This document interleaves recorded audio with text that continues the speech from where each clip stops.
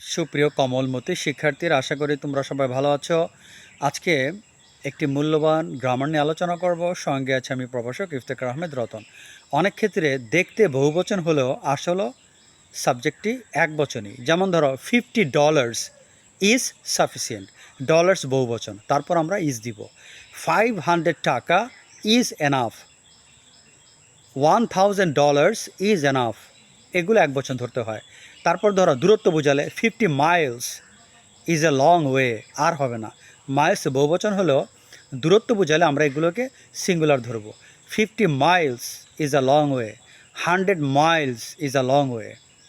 তারপর ধরো সময়, যেমন বছর বোঝায় 5 years is a long time, 5 years is a long time.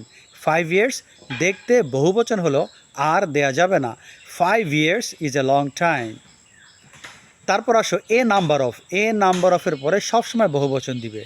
যেমন ধরো a number of people are present, a number of books are fine, a number of persons were present, a number of students are present, a number of girls are present. তার মানে a number অফের পরে সবসময় বহুবচন বসবে।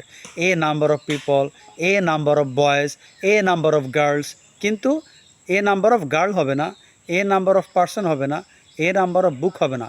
A number অফের পরে সবসময় বহুবচন হয়।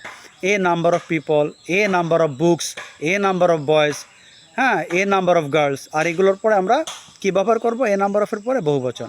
A number of girls are present, a number of boys are present, a number of students are present. ছোট পরিসরে আজকের ভিডিও এখানে শেষ করছি। আশা করি তোমরা ভিডিওটি বুঝতে পারো। আজ এই পর্যন্ত, আল্লাহ হাফেজ।